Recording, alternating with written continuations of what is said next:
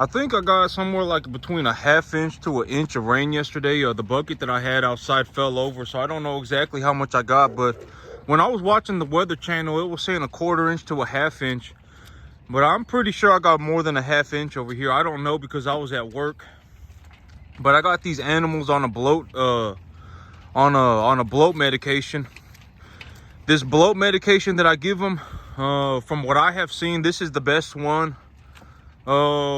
It doesn't work the best, but in terms of cost efficiency, it is the best, because this creep pellet that's got the Bovatech in it, the ionophore, when they eat this stuff, they will put on weight. It's a 14% creep feed, and so when these animals eat this stuff, they will put on weight.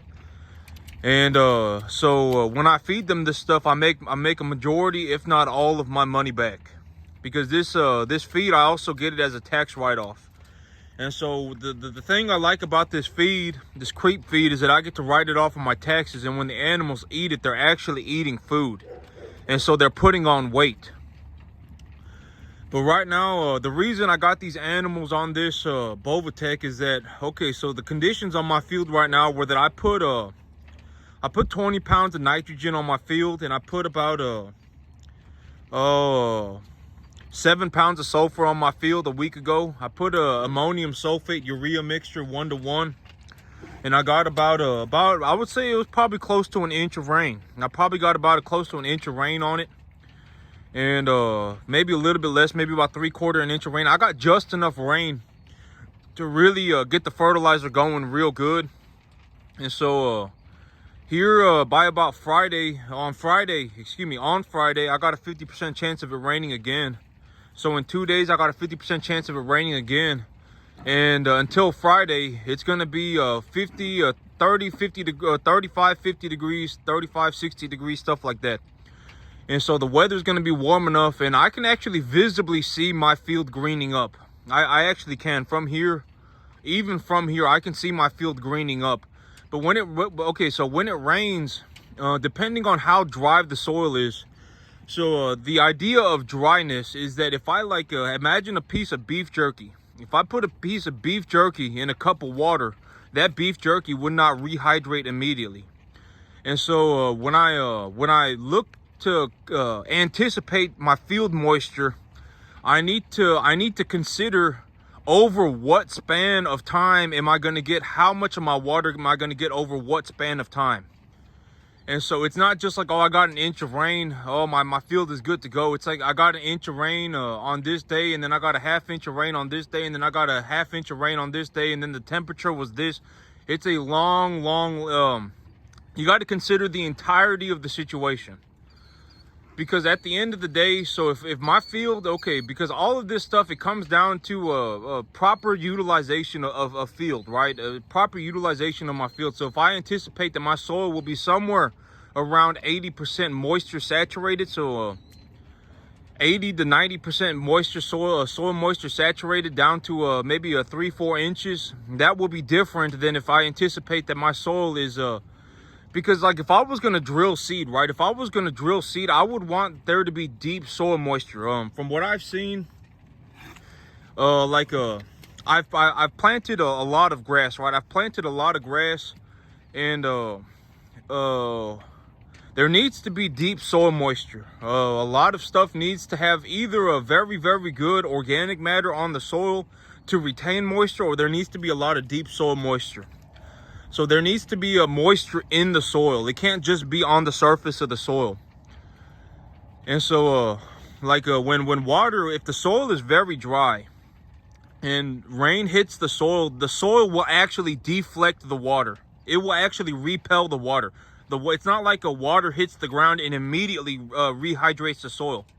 If the soil is very dry, water will hit it, and the soil will physically deflect, will physically repel the water. And so when I'm looking to, because all of this is very important when considering stuff like phosphorus and potassium fertilizer, because on my field here, in certain conditions, under certain conditions, there is physical movement in the soil. There is physical movement. So like I could put something on the top of the soil and it will physically sink into the ground. Like this bedding material is a very good example. I got like right now the hay's not sinking into the ground, but the bedding material is a very good example. Like if I have hay on the field, when there is enough soil moisture on the ground, there will be physical movement into the ground. And so if I anticipate that is going to occur, then that is a grand opportunity, because it doesn't occur very often. Maybe it occurs 2 to 3 times a year. And so if I miss that one, okay, so this is the big thing. And this is if I'm going to really show people how I do this, there are because there are limited windows of opportunity. If I don't take a certain window of opportunity, it's called the window of opportunity because it opens and then it closes. And so about 2 to 3 times a year, there will be an opportunity for me to put something on the field, and there will be physical movement into the soil. And so if I miss that opportunity, and now I have to wait 180 days, if I have to wait 180 days to get the opportunity again, I mean, I may not have the opportunity that year. And then it's like, what am I going to do now? How am I going to put phosphorus and potassium fertilizer on my soil if there's not any vertical movement of if there's not any vertical movement in the soil? How am I going to apply a positively charged fertilizer into my field? Am I going to wait 180 days and just let my field go deficient for 180 days? Is that my plan? Because if my field goes deficient for 180 days, my grass will be very stunted. It will not grow properly at all.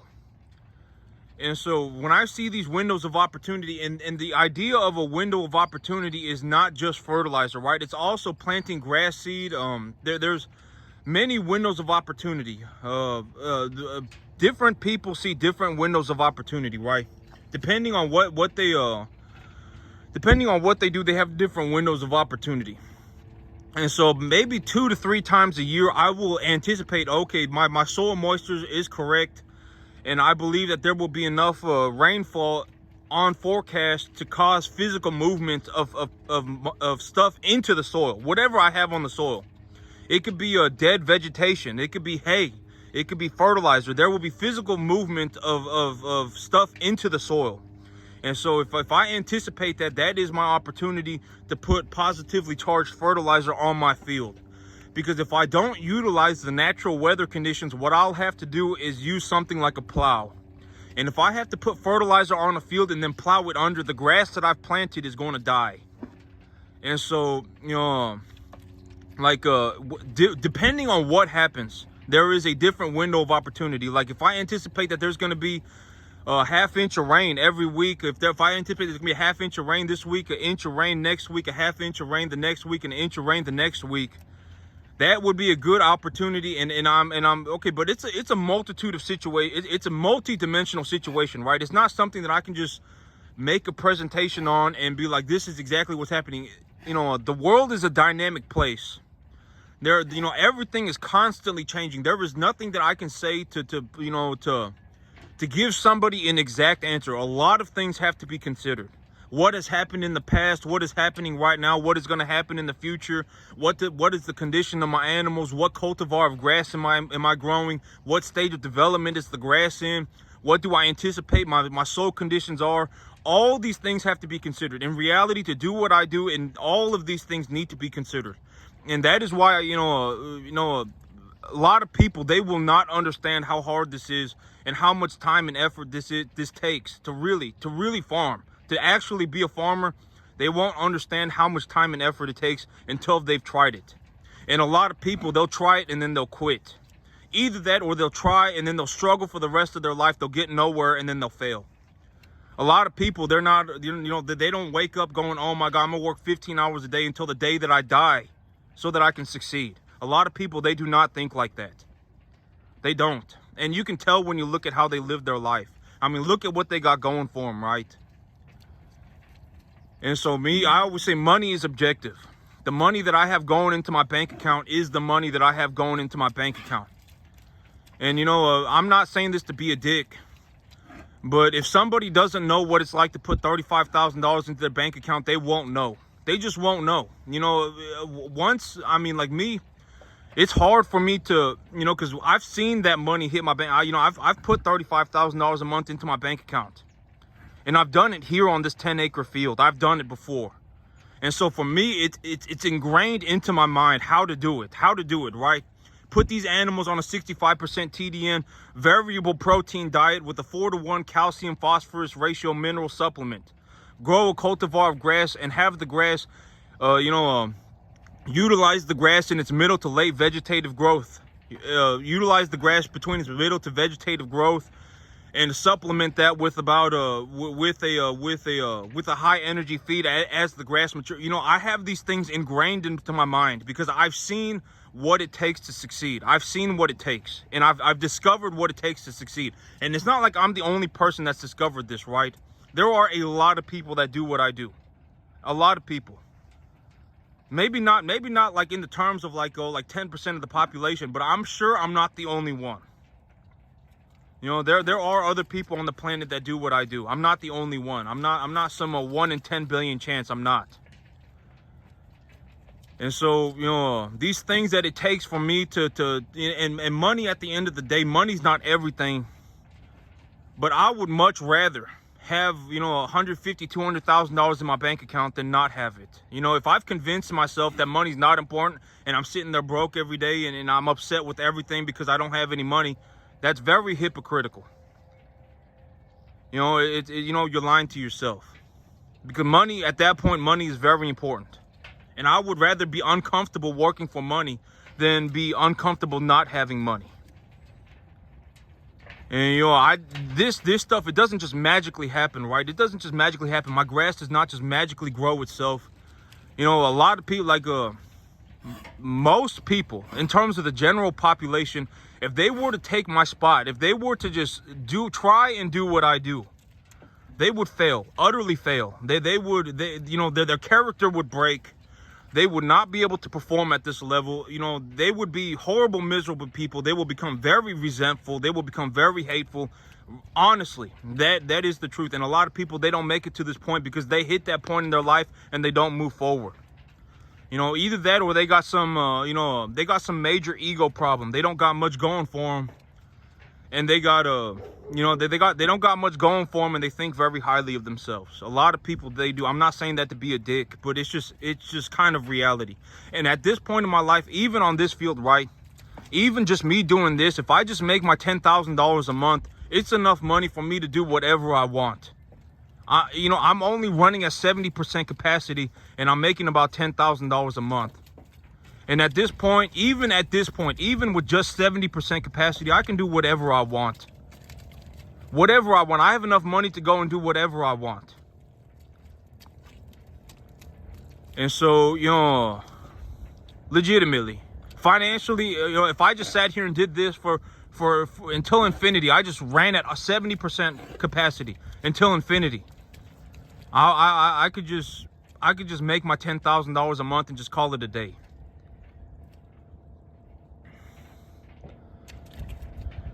And, you know, like me, but I mean, it's ingrained into my brain, right? It's ingrained into my mind. How, you know, I've seen myself make $35,000. I've seen it.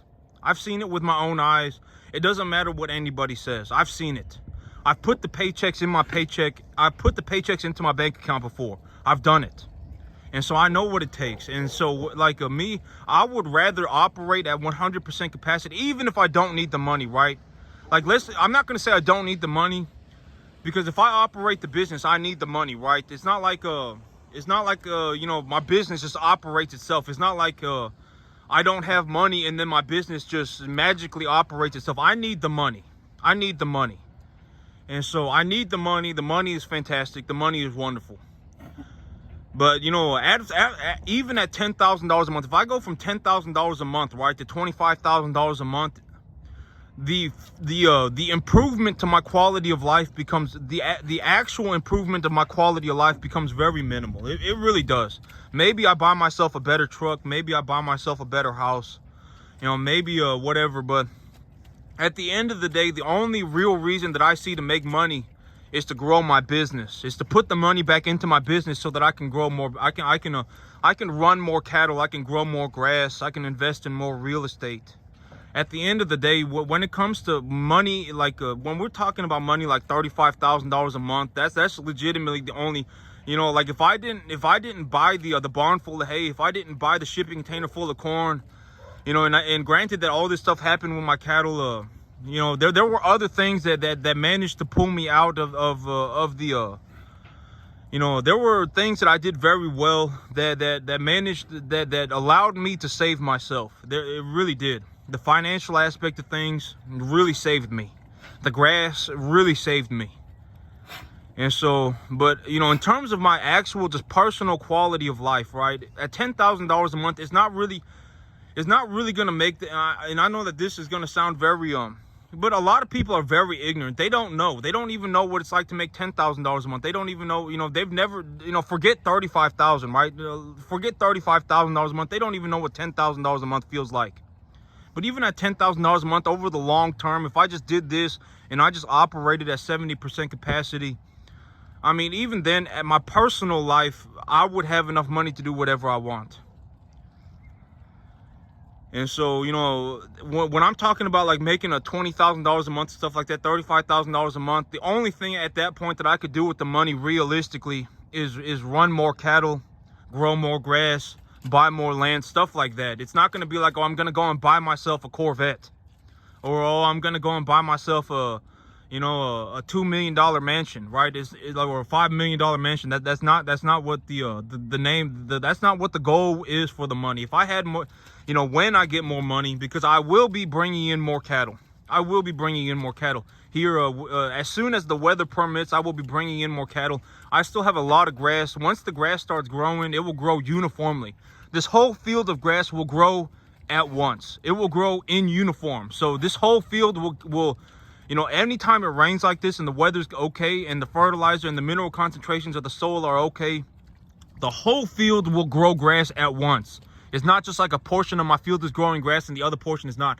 This whole field, everything will grow at once. And so I will have a lot of grass. And here in about 2 months, I will have an opportunity to plant new grass. And I still have a barn full of hay. And I still have a shipping container full of corn. And so here, I will be bringing in more animals. It is inevitable. It is just a matter of time. I will be bringing in more animals. And when I bring in more animals, I will be increasing my revenue. I will be increasing my cash flow opportunity. I will be increasing my net income. And so, you know, it's just a matter of time. You know, it's just a matter of time. I told myself not to be too upset with things going on right now. I know I'm burning at 70% capacity, but I told myself realistically, I'm burning at 70% capacity right now, but I have planned myself to be burning at 100% capacity here in the near future.